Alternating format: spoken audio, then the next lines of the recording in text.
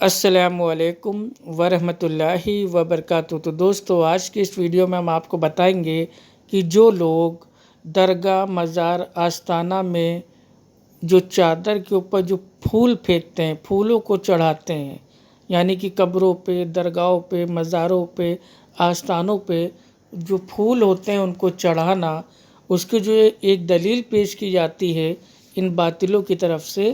آئیے وہ جو حدیث ہے اس کے بارے میں جانتے ہیں۔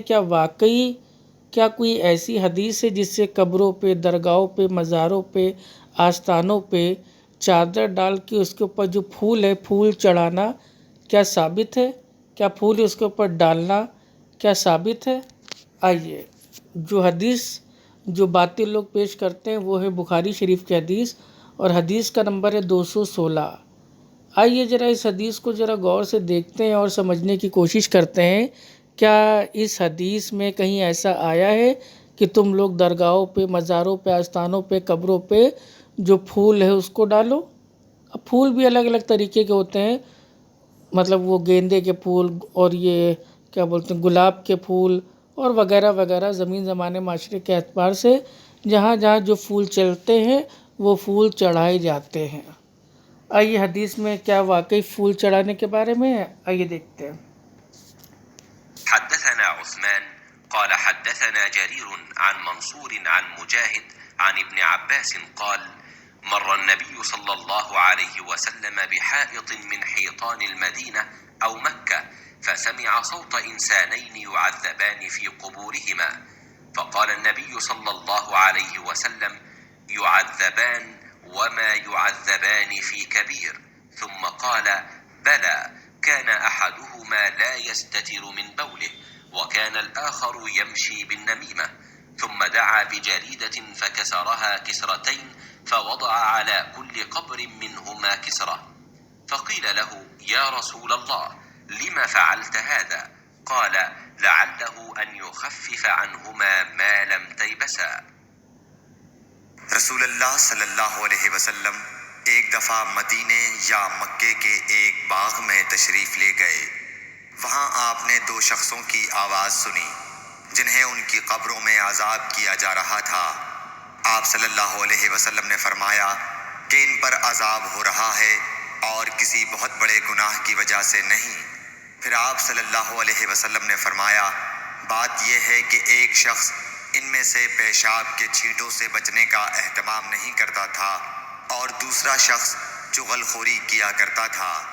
پھر آپ صلی اللہ علیہ وسلم نے کھجور کی ایک ڈالی منگوائی اور اس کو توڑ کر دو ٹکڑے کیا اور ان میں سے ایک ایک ٹکڑا ہر ایک کی قبر پر رکھ دیا۔ لوگوں نے آپ صلی اللہ علیہ وسلم سے پوچھا کہ یا رسول اللہ یہ آپ نے کیوں کیا؟ آپ نے فرمایا اس لیے کہ جب تک یہ ڈالیاں خشک نہ ہوں شاید اس وقت تک ان پر عذاب کم ہو جائے۔ صحیح بخاری حدیث نمبر 216۔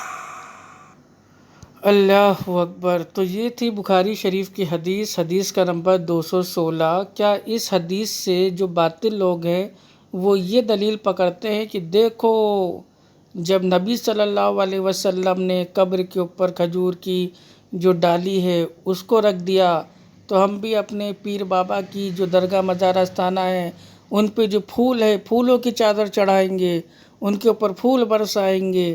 اللہ اکبر۔ اب بتائیے یہ جو حدیث ہے اس کو کہاں لے جا کے فٹ کیا جا رہا ہے؟ مطلب نہ سر نہ پیر، کہیں کا ہاتھ کہیں کی ٹانگ جوڑ کے کچھ کا کچھ ثابت کیا جا رہا ہے۔ جو بیسک حدیث میں بات ہے، اس حدیث سے ہمیں یہ تعلیم ملتی ہے کہ ہمیں پیشاب کی چھینٹوں سے بچنا چاہیے، ہمیں چغل خوری سے بچنا چاہیے۔ یہ حدیث کا پیغام ہے، نہ کہ یہ والی حدیث سے یہ دلیل پکڑنا کہ نہیں دیکھو کھجور کی ڈالی رکھتے تھے تو ہم تو بھیا گلاب کے پھول چڑھائیں گے، ہم تو گیندے کے پھول چڑھائیں گے قبروں پہ، آستانوں پہ، درگاہوں پہ، مزاروں پہ۔ اللہ اکبر۔ تو اب آپ یہ خود سمجھ سکتے ہیں کہ ان کا جو دین ہے، جو باپ داداؤں کا بنایا ہوا ہے وہ کتنا صحیح ہے اور کتنا قرآن حدیث سے ثابت ہے۔ مطلب حد ہے بھائی، جو حدیث کا بیسک جو پیغام ہے اس کو چھوڑ کے کہاں کی بات کہاں لے گئے؟ ارے بھائی سیدھی سی بات ہے، اللہ کے نبی صلی اللہ علیہ وسلم ایک باغ سے آپ جا رہے ہوتے ہیں، آپ صلی اللہ علیہ وسلم کو وحی کے ذریعے بتایا جاتا ہے کہ ان دو قبر والوں کے اوپر عذاب ہو رہا ہے، اور کوئی بہت بڑی وجہ سے نہیں، بلکہ ان میں سے ایک شخص وہ پیشاب کی جو چھینٹیں ہیں اس سے نہیں اپنے آپ کو بچاتا تھا، اور دوسرا شخص جو چغل خوری کرتا تھا، تو ان کی قبر پہ عذاب ہو رہا ہے۔ تو عذاب کو کم کرنے کے لیے اللہ کے نبی صلی اللہ علیہ وسلم نے کھجور کی ٹہنی کو ان کی جو قبر ہے اس پہ جا کے رکھ دیا، اور کہا کہ شاید جب تک یہ تازی رہے گی تب تک ان کے عذاب میں کمی ہو جائے گی۔ چلیے، تو اس حدیث سے دو باتیں ثابت ہو رہی ہیں کہ ایک تو ہمیں پیشاب کی جو چھینٹیں ہیں اس سے بچنا ہے، اور ہمیں چغل خوری سے بچنا ہے۔ کیوں؟ کیونکہ اگر یہ دونوں جو چیز اگر ان سے نہیں بچتے تو ہمیں قبر کا عذاب ہوگا، یہ بات ہمیں پتہ چل رہی ہے۔ اور چلیے حدیث کو گہرائی سے اگر جانتے ہیں تو چلیے، جو بدعتی لوگ ہیں، مشرک لوگ ہیں، جو پیر بابا اور اولیاء اللہ کے نام سے ان کی جو کچی قبر ہے اس کو پکا بنا کے مزار درگاہ آستانہ بنا کے ان کے اوپر جو پھول ہے پھول چڑھاتے ہیں، ایسے لوگوں کو کیا اللہ معاف کرے اپنے جو پیر بابا ہیں، کیا ان کے اوپر کیا کچھ وہ ڈاؤٹ ہے؟ کیا وہ یہ سوچتے ہیں کہ ہمارے پیر بابا کے اوپر اللہ معاف کرے کوئی عذاب ہو رہا ہے قبر کا، تو لاؤ بھیا ہم بھی پھول ان کے اوپر ڈال دیں، چڑھا دیں، جس سے ان کے عذاب میں کمی ہو جائے؟ توبہ توبہ، مطلب اللہ کے ولی کے تعلق سے اتنی بڑی معاذ اللہ بدگمانی کہ ان کو ایسا لگتا ہے کہ میرے پیر بابا ولی اللہ کے اوپر قبر کا عذاب ہو رہا ہے۔ تو نبی صلی اللہ علیہ وسلم نے کھجور کی ٹہنی ڈالی تھی، تو ہم اپنے جو پیر بابا ان کے اوپر جو پھول ہے پھول ڈالیں گے قبر پہ؟ اللہ اکبر، اتنی بدگمانی! مطلب جو بخشے بخشائے پیر بابا ہے، جو بخشے بخشائے پیر بابا آخرت میں اپنے جو ماننے والے جو مرید ہیں ان کو پکڑ کے جنت میں لے جائیں گے، اور جو مرید ہیں وہ جن کا دامن پکڑ کے آخرت میں ان کا بیڑا پار ہو جائے گا، وہ پیر بابا قبر کی عذاب میں ہے۔ اللہ اکبر! یہ میں نہیں کہہ رہا ہوں، یہ ان لوگوں کی حرکتوں سے ثابت ہو رہا ہے، کیونکہ بھائی یہی کہتے ہیں کہ قبروں، درگاہوں پہ، مزاروں پہ، آستانوں پہ اگر کوئی پھول ڈالتا ہے تو یہ ثابت ہے حدیث، یہ بات ثابت ہے حدیث سے۔ اب بتائیے، اگر حدیث سے ثابت ہے وہ بھی بخاری شریف کی، تو اس میں تو ایسا کچھ بھی نہیں آ رہا ہے کہ بھیا قبروں پہ پھول ڈالنا چاہیے، یا نبی صلی اللہ علیہ وسلم نے ان کی قبروں پہ کوئی جو پھول ہے پھول کو ڈالا ہو، نہیں، کھجور کی ٹہنی۔ تو اگر حدیث پہ عمل بھی کرنا ہے تو یہ اپنے پیر بابا اور درگاہ مزاروں پہ جا کے جو کھجور کی ٹہنی ہے وہ بھی تازی، اس کو جا کے رکھیں، تو بھی ہم کہیں گے چلو بھئی حدیث پہ عمل کر رہے ہیں۔ لیکن کہاں کھجور کی ٹہنی اور کہاں اس کا بدل یہ گلاب کے پھول، گیندے کے پھول، یہ پھول، وہ پھول، طرح طرح کے پھول! حد ہوتی ہے بھائی! یہ تو وہی بات ہو گئی کہ کہاں کسر کہیں کی ٹانگ جوڑ کے کچھ کا کچھ بنا دو۔